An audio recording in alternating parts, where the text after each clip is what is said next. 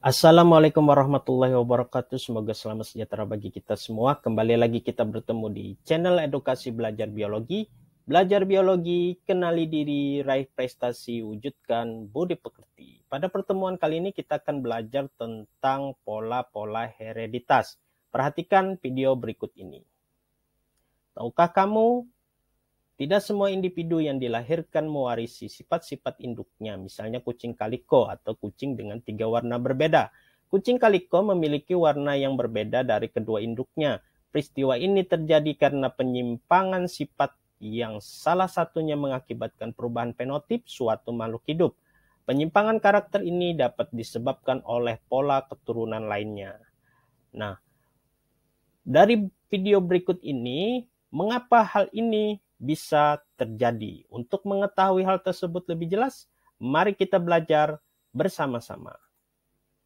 Adapun tujuan pembelajaran kita pada pertemuan kali ini, yakni menjelaskan tentang penurunan sifat pada peristiwa determinasi seks, pautan, pindah silang, gagal berpisah, dan gen letal. Pengertian determinasi seks adalah proses penentuan jenis kelamin pada makhluk hidup berdasarkan kromosom kelamin atau gonosom. Adapun pautan adalah peristiwa dua gen atau lebih yang terletak pada kromosom yang sama dan tidak dapat memisahkan secara bebas pada waktu pembelahan meiosis, terbagi atas pautan gen dan pautan seks. Berikutnya, pindah silang adalah peristiwa pertukaran segmen kromatid yang bukan saudaranya dari sepasang kromosom homolog.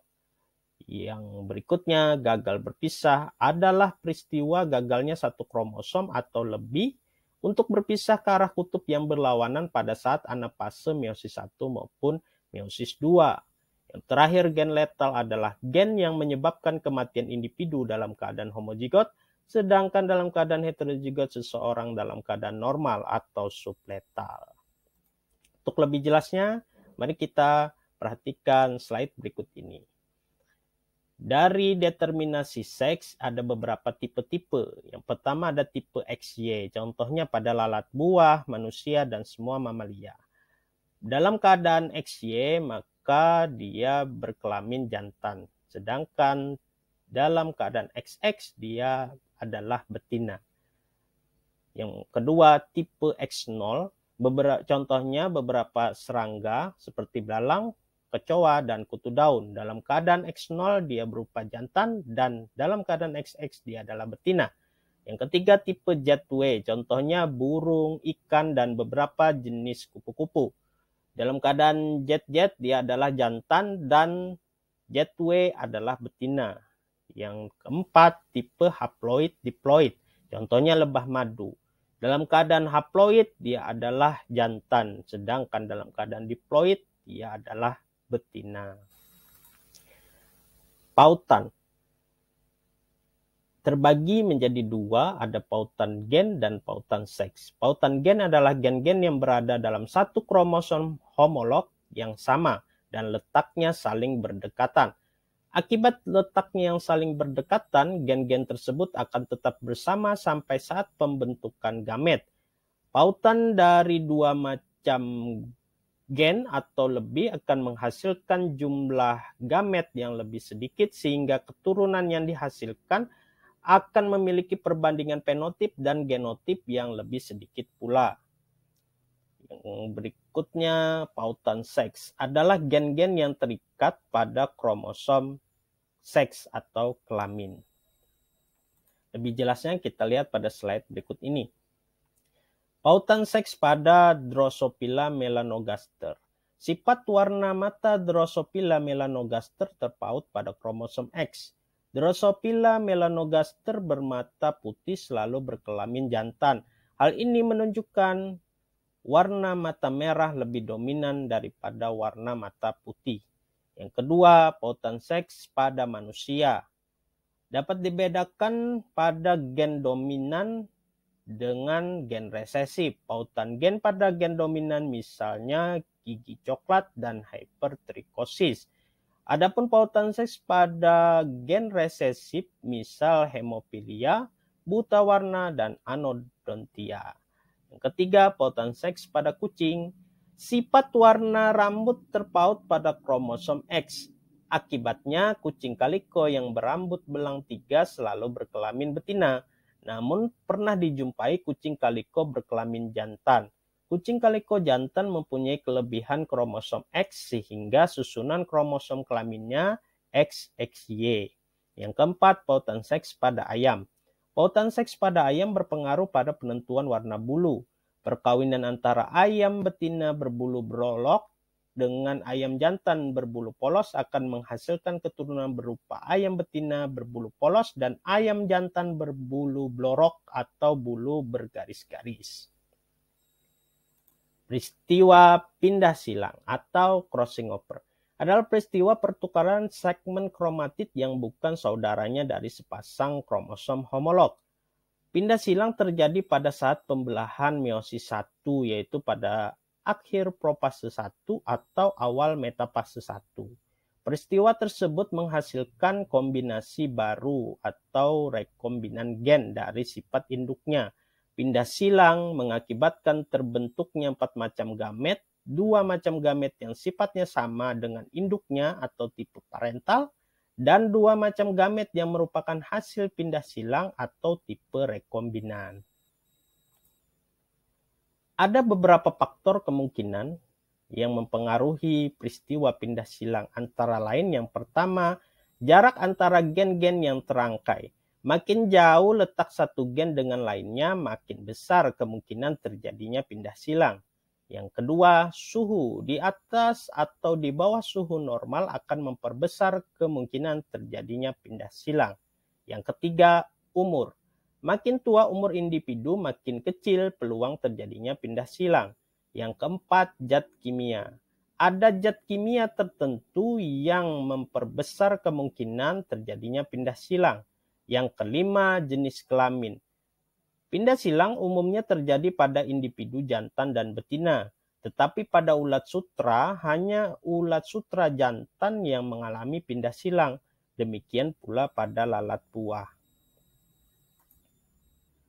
Peristiwa pindah silang akan menghasilkan keturunan dengan sifat yang baru.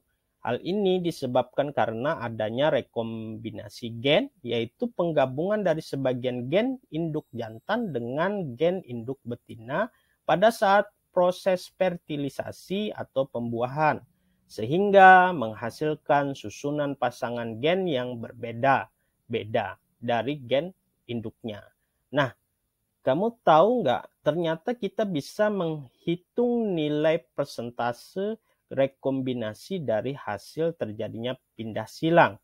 Caranya dengan menggunakan rumus berikut ini. NPS sama dengan jumlah rekombinan atau RK dibagi jumlah rekombinan RK plus jumlah kombinasi parental atau KP dikali 100%. Lebih jelasnya bisa kalian lihat pada slide berikut ini.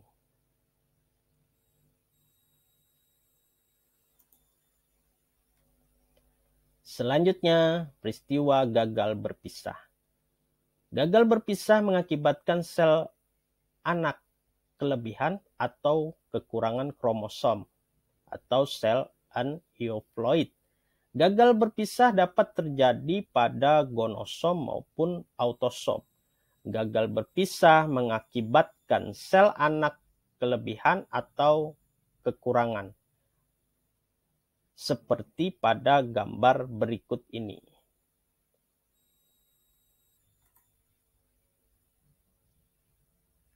Pada manusia, gagal berpisah dapat mengakibatkan sindrom Down atau idiot mongoloid dengan 45 autosom plus sepasang kromosom seks atau kelamin XX atau XY. Kemudian ada sindrom Turner dengan 44 autosom plus 1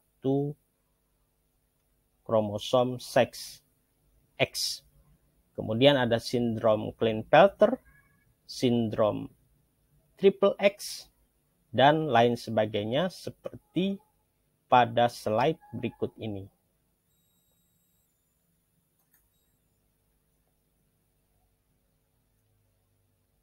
Yang terakhir, gen letal adalah gen yang menyebabkan kematian individu dalam keadaan homozigot, sedangkan dalam keadaan heterozigot seseorang dalam keadaan normal atau subletal.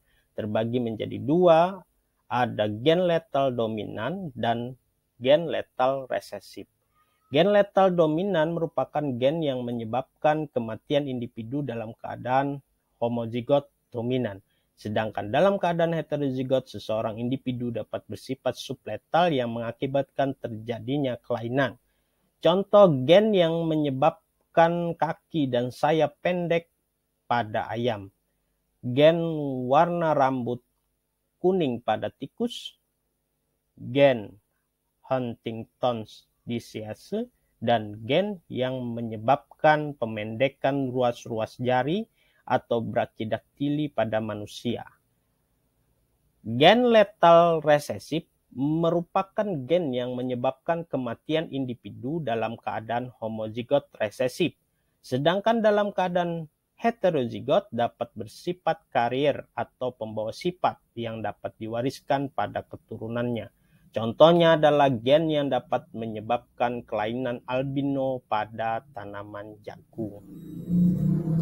Baik, cukup sekian pembelajaran kita pada pertemuan kali ini. Jangan lupa subscribe, like, comment, share, dan aktifkan loncengnya agar kalian tidak ketinggalan video pembelajaran selanjutnya. Terima kasih. Wassalamualaikum warahmatullahi wabarakatuh. Salam biologi.